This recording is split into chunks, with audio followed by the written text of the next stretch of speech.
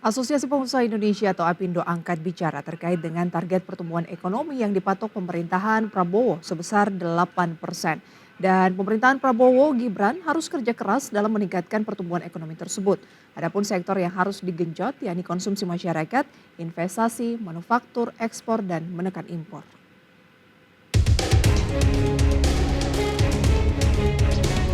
Ketua Pengembangan Industri Logam dan Alat Transportasi APindo 1, Made Dana Tangkas mengungkapkan, tantangan besar yang akan dihadapi pemerintahan Prabowo Gibran dalam 5 tahun ke depan dalam mengejar target pertumbuhan ekonomi 8%.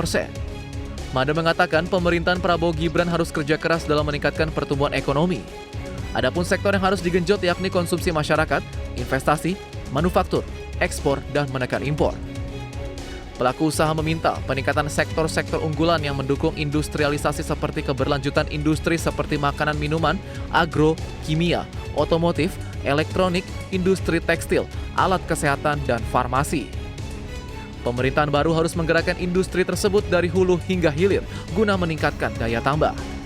Dalam bagian industrialisasi ini kita harus menyikapi suatu hal terkait dengan bagaimana kita lihat nilai tambah produk dari hulu ke hilir atau dari industri primer ke industri sekunder sampai industri primer itu harus digerakkan di Indonesia, industrialisasinya.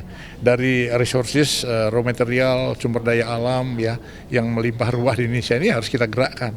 Tadi misalnya ada industri kelapa sawit, industri pertambangan, nikel gitu ya, dan juga termasuk industri maritim, rumput laut dan lain sebagainya ya harus kita kembangkan, kita gerakkan dari Indonesia. Made menambahkan, guna mendukung industrialisasi di tanah air dalam mengejar target pertumbuhan ekonomi 8%, diperlukan kebijakan yang tepat untuk meningkatkan permintaan dari pasar dalam negeri. Meski demikian, Made memastikan para pelaku usaha diyakini akan tetap mendukung setiap langkah pemerintah dalam menyusun kebijakan strategis dalam mengejar target pertumbuhan ekonomi nasional. Jakarta, Adi Firmansyah, IDX Channel.